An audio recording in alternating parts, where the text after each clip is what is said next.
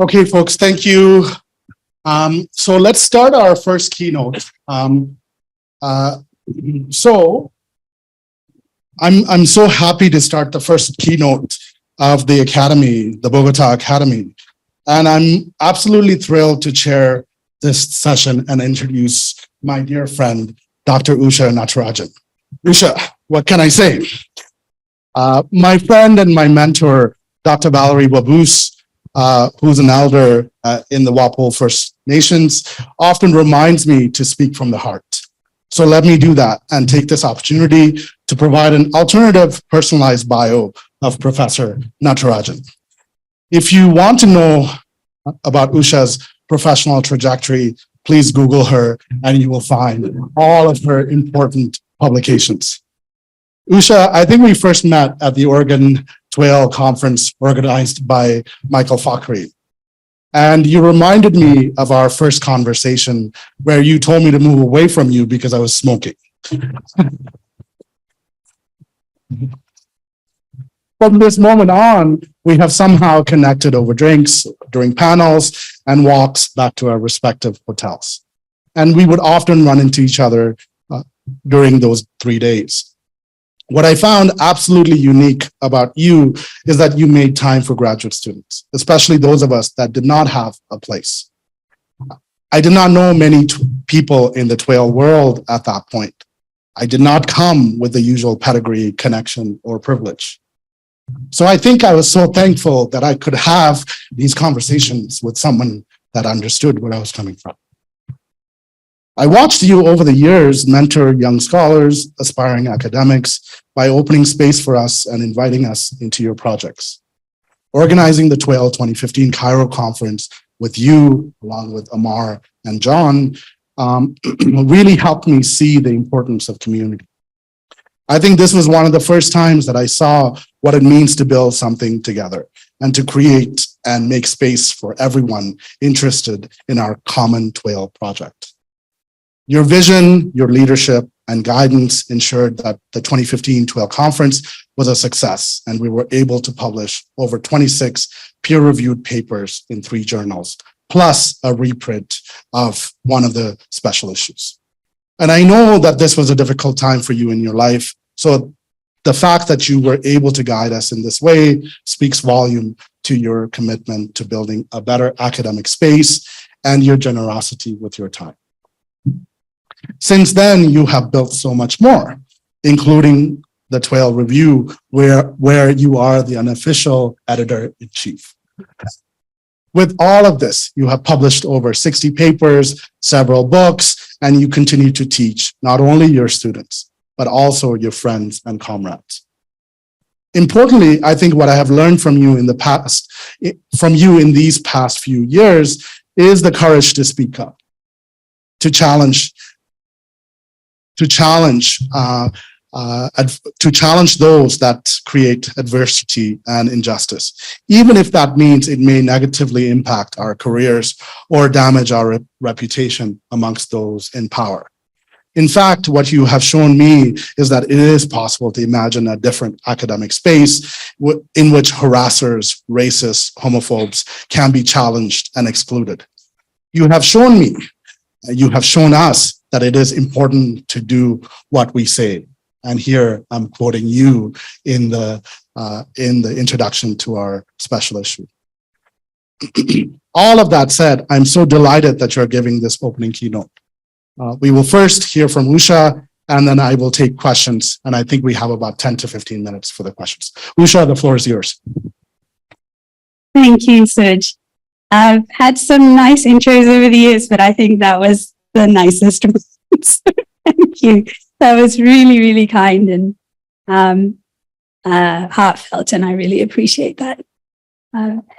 It's such a pleasure to be here, everyone. I can't believe that we're here. We've been looking forward to this so much, and it is a privilege to be here with all of you for the coming 4 days in this beautiful country. A special thank you, of course, to my fellow editorial collective members for all their hard work. Gangsters, my peeps, it is such an eternal pleasure and honor to work with you lot. I love you guys. So before I get started with a brief introduction to TWAIL, Third World Approaches to International Law, what are these two maps? Anyone know or want to hazard a guess? Don't be shy. Raise your hand. You can guess. You don't have to be correct. I guess the lower one is population. Close. Almost. Good guess.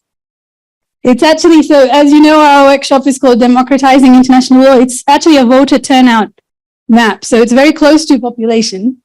But there are some important differences. For instance, the United States would be much bigger on a population map. What about the top one? Anyone? Yes. So what is Peter's projection?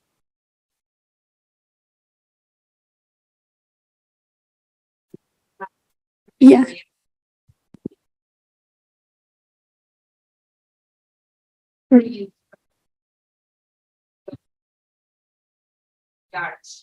Exactly. So the Peters projection is a map of relative size. So you can, I mean, the Mercator has some other advantages, but the problem with the Mercator was that it disproportionately enlarged the global north. This gives the relative size of countries. So for instance, in the Mercator projection, Canada's, let me see, yeah, so Canada is usually just the same size as Africa, but in reality, Africa is 10 times, Africa's 3 times the size of Canada. So you can see that in the Peters projection. And same with Europe, which is usually 10 times bigger in the Mercator projection. All right, so the reason we wanted to start with an overview is because we know people are coming from different degrees of background knowledge about TWAIL. Do I need this? Or can you hear me without the mic? I'll figure it out. So it may be useful, given different degrees of background knowledge about TWAIL, to start with an intro, but it is important to keep in mind that TWAIL is not centralized or institutionalized. So there isn't really a definitive description of what it is, and it can look quite different depending on who is describing it, where we're coming from and what we've been working on. So this is very much a subjective intro with no claims to being more than that. So we very much encourage you to make up your own mind about the purpose and potential of TWAIL, not only over the coming 4 days, but based on your broader experiences. So I'm going to structure this talk in 3 parts. What is TWAIL, its aims, history, and some of its shared characteristics? Where are we now? So this year, TWAIL turns 26. So what has been achieved since the beginning of the movement into 1997? And what are we working on? And then the third part is where are we going next? And needless to say, this academy and all of you wonderful people will help shape the answers to these questions. So to begin with, what is TWAIL? Is it a method? Is it a movement? Is it a network? Or is it a conspiracy? So at its most basic level, TWAIL is a network of international law scholars and practitioners committed to the interests of the peoples of the global South. It's a large network. It's growing fast across all the continents. And as indicated by the use of the plural, by calling it approaches, we have diverse methods, and these keep evolving over time. While TWAILers do have some shared identifiable characteristics, and I'll describe some of these later, ultimately what unites us is a political commitment to the people of the South, rather than everyone having the same exact methods. And because of this, TWAIL scholars self-describe often as a movement more frequently than as a method. Because TWAILers have a very keen appreciation of the politics of methodology and the politics of knowledge production. And we refuse to accept that a discipline claiming to be international can be defined and dominated and have its boundaries policed by old white men, because they cannot adequately represent most of the world.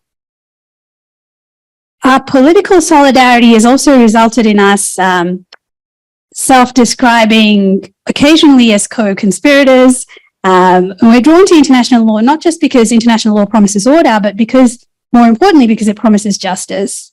And law is one of the few available avenues for the weak to protect themselves from the abuses of the strong. So international law holds out this promise for global justice, and TWAILers ask that this promise be realized.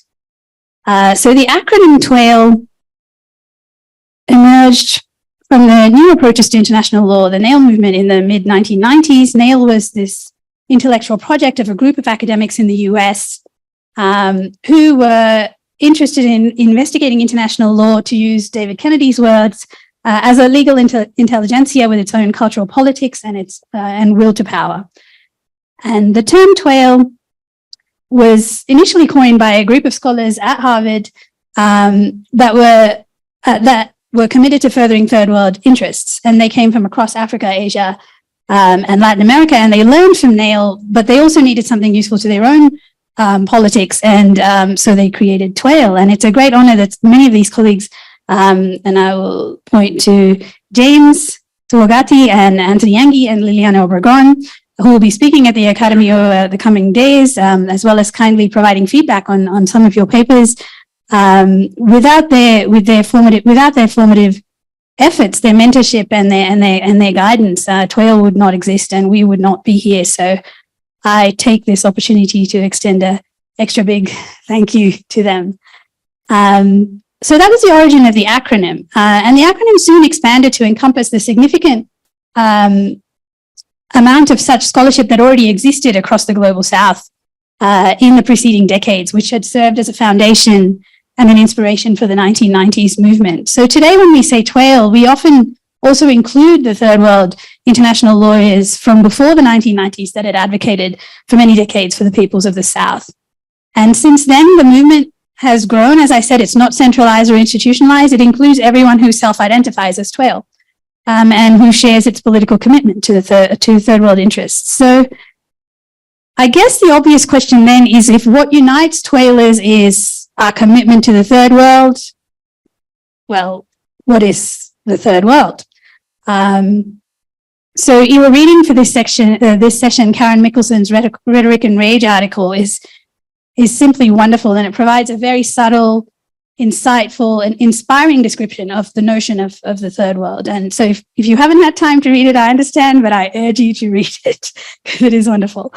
So generally speaking, TWAIL scholars use third world interchangeably with developing, global South, and so on, to refer to the states and peoples marginalized in international society, lagging behind in terms of economic growth and prosperity, as well as in terms of political power and influence. And historically, third world states have formed political coalitions like the G77 and the non-aligned movement, and third world peoples have also been loosely linked at various times by social movements of protest by the poor against the rich. So Nair describes the third world as the majority of the world's population, possessing the largest part of certain important raw materials, and yet having no control and hardly any influence over the manner in which nations of the world arrange their economic affairs.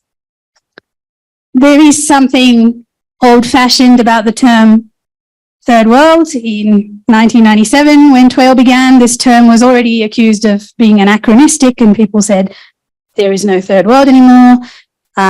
It's an antiquated term, a relic of the Cold War, with no place in contemporary international relations. Because these old solidarities in the South had fractured by then, and the alliances had changed, and many of the so-called third world states of the past had successfully developed, such as South Korea, Singapore, Hong Kong, Taiwan, and so on. And then today, of course, rapid economic growth in Brazil, China, India, Indonesia, Vietnam, Russia, South Africa, and beyond raises the same issues. And so for all these reasons, analysts declared that by the 1990s, the third world no longer existed. The terminology was also criticized for camouflaging the differences between and within these nations. So Hart and Negri famously declared that globalization had made the third world obsolete, as there is a first world in every third world and a third in the first, and the second almost nowhere at all. None of these issues are new. Actually, even during the peak of the Cold War, when people were still using the three worlds terminology, and the second world of communist Eastern Europe still existed, third world scholars were actually negotiating very similar issues. And R.P. Anand observed back then that they cover a whole range of economic, political, and cultural diversities, even antagonisms. The family of underdeveloped countries include both producers and consumers of energy, importers and exporters of raw materials, nations which can feed their populations, as well as those which almost always face the spectre of famine. They differ amongst themselves so greatly in economic promise that they are sometimes divided into third, fourth, and fifth worlds. In fact, for many purposes, it is more misleading than illuminating to lump together countries of Asia, Africa, and Latin America. And yet, for a variety of purposes, these countries perceive themselves as a group. A perception made more impressive because it overcomes an underlying, undeniable diversity. So several decades later, I find Anand's observations on the self-identified and the self-constituted nature of the third world extremely insightful. The TWAIL movement has grown because we continue to find the term useful. International lawyers from across Africa and Asia and the Pacific and Latin America and the Caribbean, as well as North America and Europe, are still drawn together by shared concerns for the poorest and most vulnerable people in their societies, shared struggles against common patterns of domination and subordination, and that it is useful for us to work together. So the endurance of TWAIL is attributable to the way the term third world has been employed, with an awareness of its flexible, porous meanings and its usefulness for counter-hegemonic purposes. For instance, the Marxist TWAIL scholar B.S. Chimney focuses on the transnational capitalist class and the transnational capitalist underclass in terms of locating where the third world is. Just as post-colonialism has done in several other disciplines, in international law, the purpose of TWAIL is to reveal that there have never been rigid boundaries between the colonized and the colonizers, or between the third world and the first. The identities of the victors and the victims were actually never pure, not in colonial times and not now. And the post-colonial world has seen a continuation of this mutual cultural transference and the hybridity of cultures and the hybridity of identities. So the point of post-colonial traditions like TWAIL is not to claim that there are inflexible boundaries between the West and the third world. Rather, the point of TWAIL scholarship is precisely to break down these boundaries and to contest the claims to the stability of meaning and the stability of identity. TWAIL scholars have understood colonialism as a project of cultural control, that colonized societies were classified and labeled, and new distinctions and new oppositions were created between the colonizers and the colonized, between Europe and Asia, between Europe and Africa, between the modern and the primitive, the West and the East, the North and the South, and so on. So one of the purposes of TWAIL is to complicate these contemporary understandings of the global South and reject simplistic dualities. And that's why I often find Upendra Baxi's quote really, really important, that he observes that long before Hart and Negri identified globalization as scrambling the composition of the three worlds, scrambling had already occurred by means of centuries of colonialism, enforced diasporas of laboring classes, slavery, slave-like labor, and forced relocations. So it's worth noticing also that within TWAIL, the meaning of third world has kept evolving as well, that it means much more than the traditional coalition of states from the global South. It encompasses third world peoples, social movements, non-governmental organizations, non-state actors, transnational actors, and so on. So we can't deny that there are, of course, some problems with the terminology of third world. It undoubtedly has some flaws, but essentially all the alternatives have their flaws as well. And it's hard to do without this category because it provides what Philip Darby calls the conceptual tripwire against colonizing tendencies of dominant discourse. So it's a concept that's aided us in our counter-hegemonic thinking and in counter-hegemonic activism. So that's a brief intro to the term and the movement. Now to a bit of history. So as I said, since 1997, the acronym has cast itself backward to encompass those third world international lawyers from earlier periods that inspired and laid the foundations for TWAIL today. However, many of these earlier lawyers approached international law very differently than we do now. So in the aftermath of independence, many third world international lawyers from the 1950s onwards were very hopeful about international law. Their politics and priorities certainly distinguished themselves from their Western counterparts, but their methods were not particularly different. They were determined to break the shackles of an imperialist global order, but their progressive cause relied very much on fairly conventional legal arguments. So they proceeded on the basis that newly independent states would embrace only those parts of international law that were consistent with their sovereignty, based on the principles of sovereign equality and non-intervention. And newly independent third world states were really hopeful that the UN and the promise of these liberal precepts of equality and freedom and neutrality that it embodied would help them to participate as equals in lawmaking, that third world states would gradually be integrated into the existing system through participating in the sources of international law, treaty making, customary international law, general principles, jurisprudence, scholarship, and so on. And there are a number of really influential texts in this optimistic vein, and I'm just going to include a fraction of them here by Alexandrowitz, Anand, Abisab, Garcia Amador, Elias, Dewart, Veera Mantri, Richard Falk, Mohammed Bajawi, Onuma, and Snyder and Sathirathai. So their approach was most clearly manifest in the third world efforts to inaugurate a new international economic order, or the NIEO, in the 1960s and 70s to improve their participation in the global economy. And so the G77 was formed, and we have these political coalitions. And the strategy was essentially to reform the global economic system through superior numbers in the UNGA, through superior numbers in the UN General Assembly, to wrest economic control back into the United Nations and away from the Bretton Woods institutions that Western powers had set up today, the IMF, the World Bank, and the WTO. So Mohammed Bajawi provided much of the legal basis in his formative work towards a new international economic order, which criticized the imperial nature of international law and called for reform. And despite some really concerted efforts, ultimately the NIEO reform efforts failed. The G77's unity around the NIEO was undermined by a very coordinated economic policy response in wealthy states and the consolidation by the 1980s of the Washington Consensus. So in some sense, the NIEO did indeed provoke a new order, even though it was the opposite of the one intended. So these scholars and texts were formative of TWAIL's political commitments and ethics of solidarity today. And their inroads into an unaccommodating and conservative profession enabled our fuller participation today. So we very much stand on the shoulders of these authors, and their legacy is inseparable from contemporary TWAIL interventions.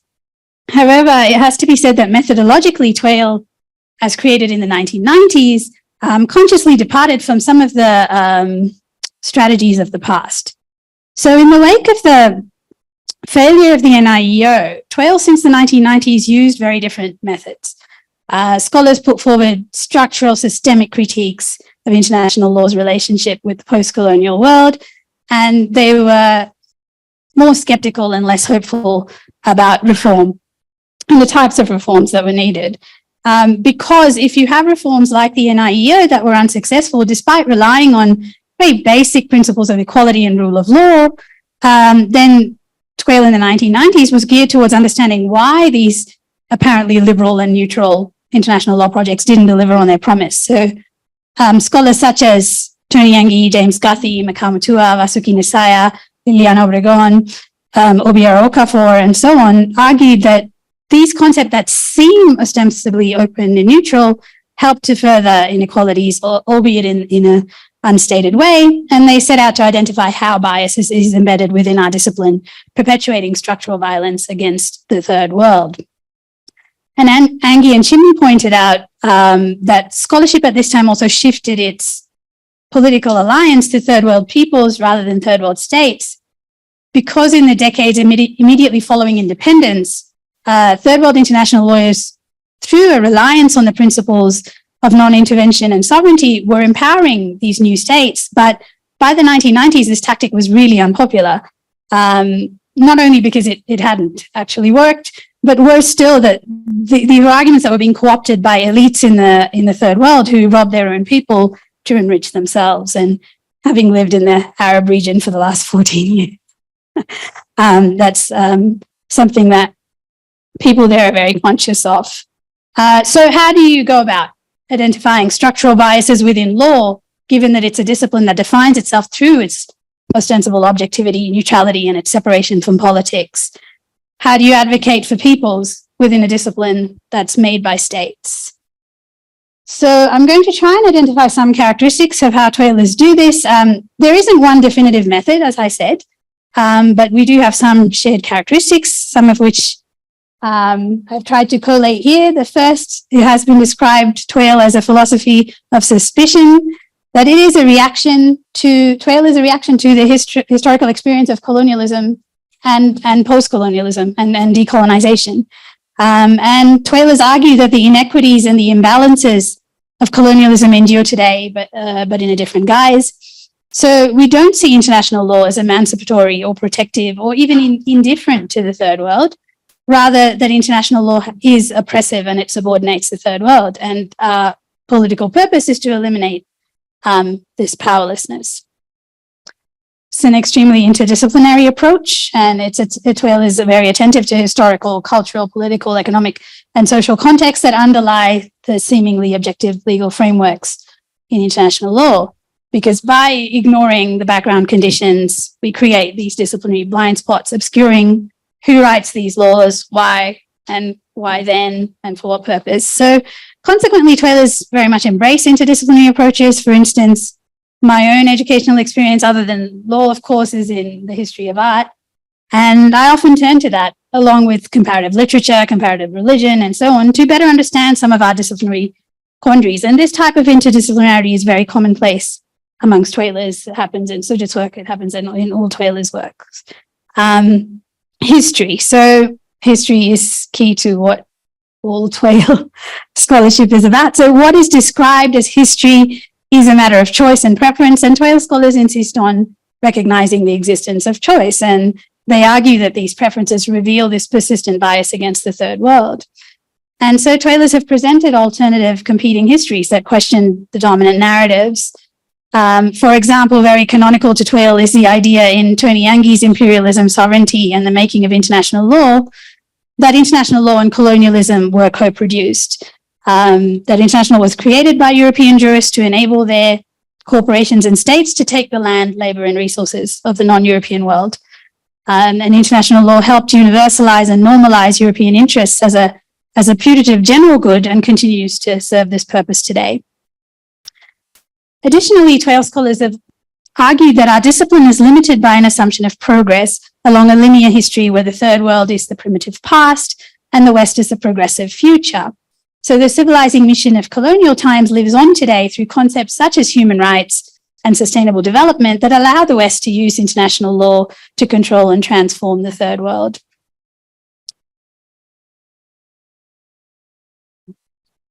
In terms of race and cultural difference, TWAIL scholars see imperialism as unjust and all cultures and people as morally equal. And of course, international law also acknowledges this and enshrines the right of all people to self-determination and the equality of all cultures before the law. So given this egalitarian basis of our discipline, how does international law engage with cultural difference? Looking around this room today, all the different legal traditions represented here, how does international law engage with all those different traditions? Can it do so in a non-imperial way? Well, usually, so far, it happens relatively simplistically. So non-Western legal traditions are assimilated either into dominant Western knowledge frameworks, or where that is impossible, those traditions are usually ignored or excluded. So is it possible to do more than this? Well, TWAIL is hopeful that it's an ideological resistance to what Upendra Bakshi calls the imperialism of the same.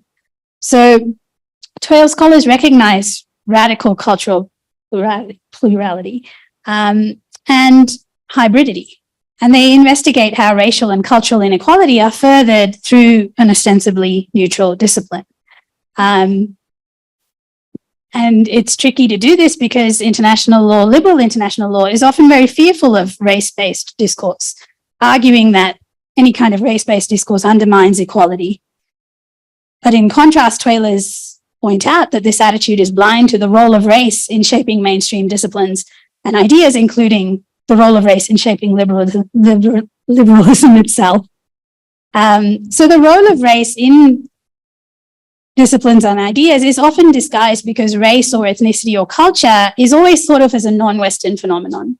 So we don't usually think of Britishness or Americanness and study it or represent it or analyze it in terms of culture, race, or ethnicity. So by presenting itself as neutral, the liberal vision of international law hides its cultural and historical particularities, and its substantive political and moral commitments. So TWAIL helps to explain how liberal international law existed alongside these grossly unequal practices like colonialism, slavery, apartheid, all practices which persist in diverse forms today.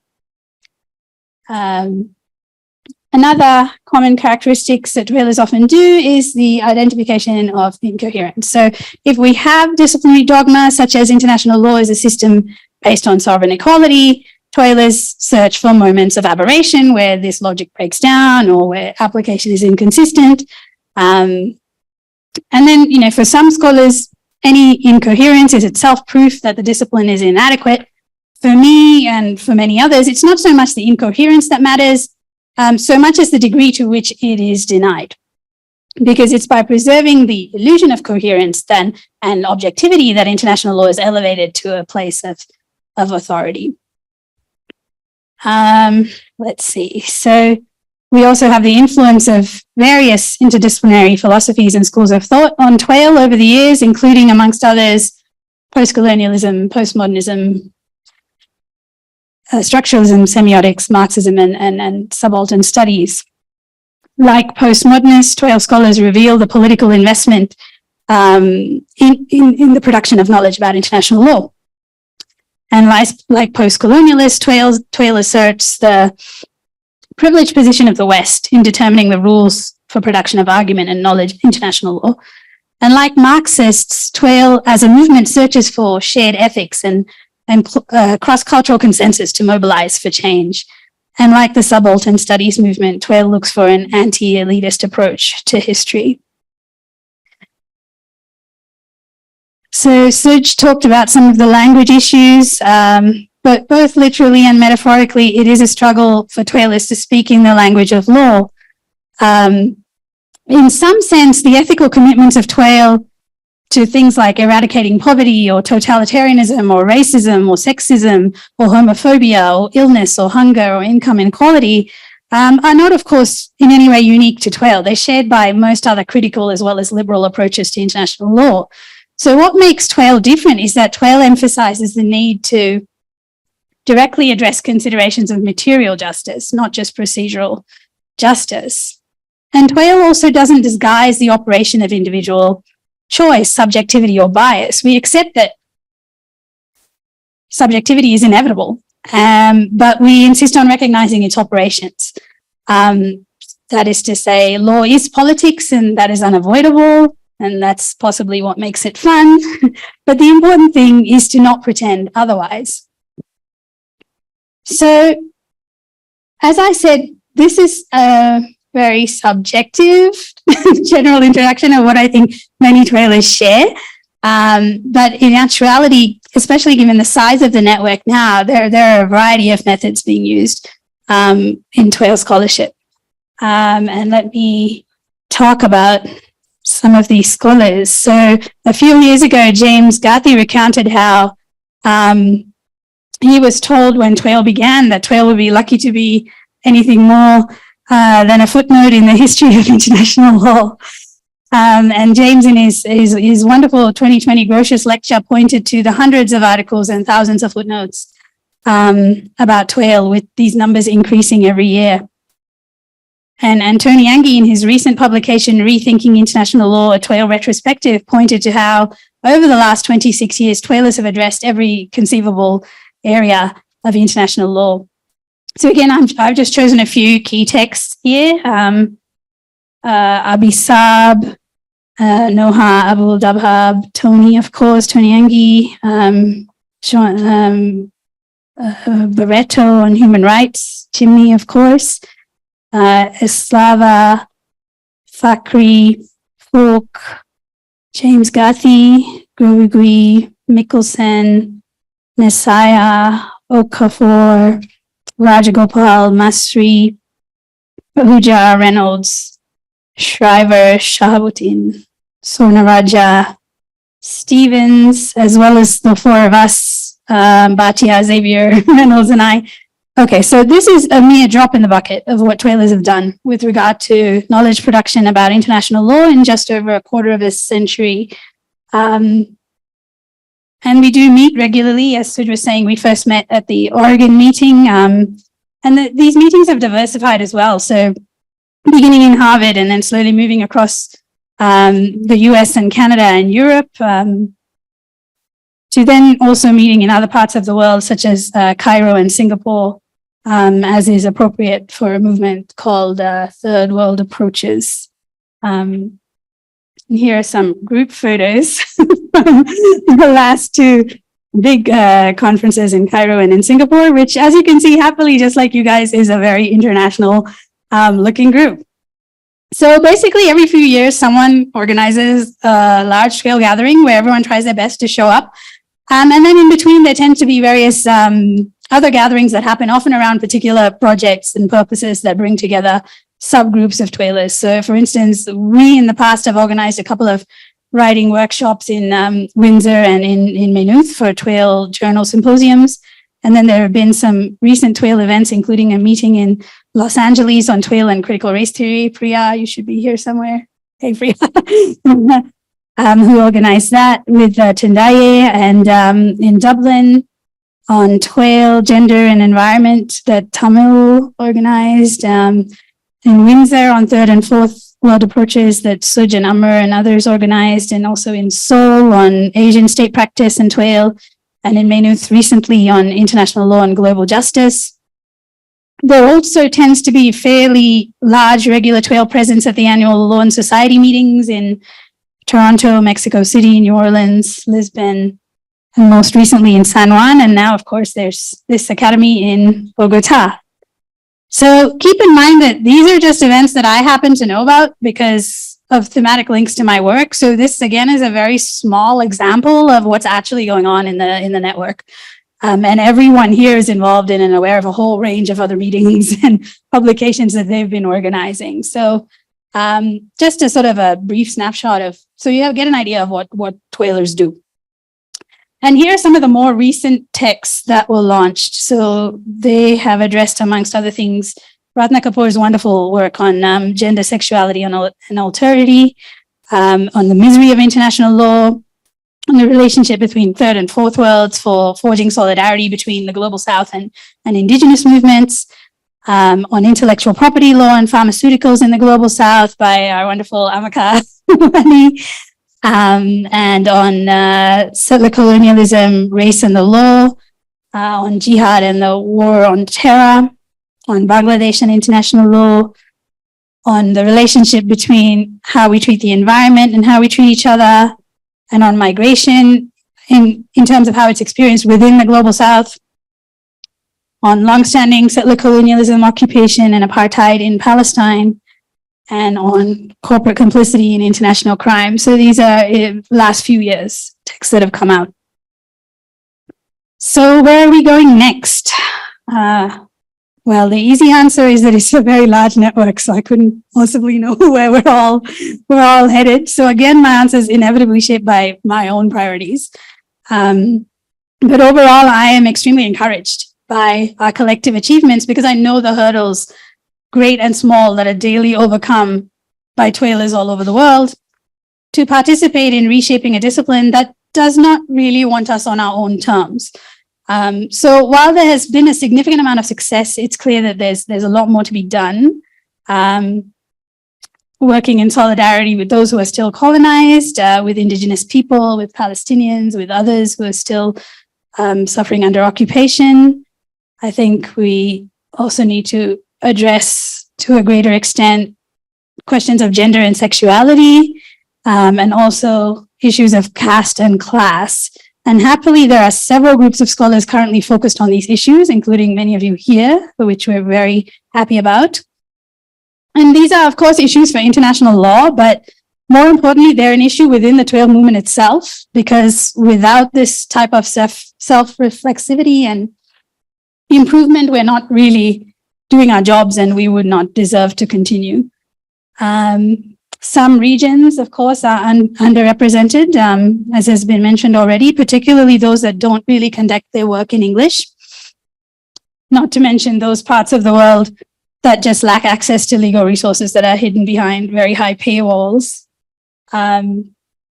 So with its origins, as I've described, in the global north and in places like Harvard, TWAIL is often criticized as being too Western.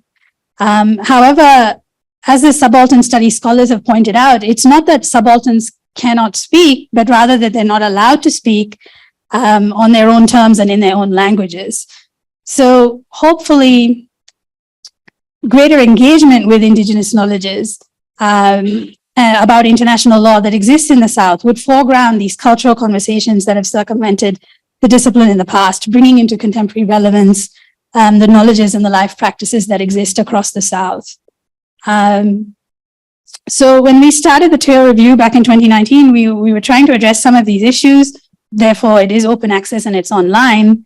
And we seek out scholars from the Global South to help get their ideas out. And at TWAILR.com, you can find our first 3 issues, as well as the reflections and dialogues and playlists that Laura and Sujith have already mentioned.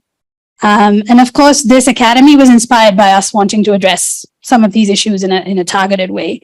And happily, TWAIL Review is far from alone in doing this, with the immensely productive and inspirational Afronomics law, with James and BC at its head there at the vanguard of rectifying many of these issues, as of also the Asian Journal, the Chinese Journal, the Indian Journal, the Indonesian Journal, and so on of international law, among many other fora that are increasingly dedicating themselves to bringing Global South voices into this discipline.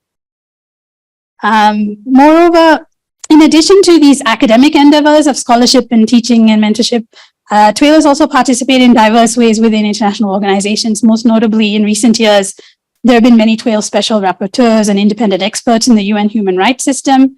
And beyond that, over the years, TWAILers have been involved as practitioners and consultants and advisors in various UN organizations and in courts and tribunals. And we're very fortunate to have several eminent practitioners speaking over the coming 4 days with you. So basically, TWAIL is an explicit intervention into the politics of knowledge production, because the third world is most of the world. And our approaches are not marginal methodologies. This is a discipline that claims to be international.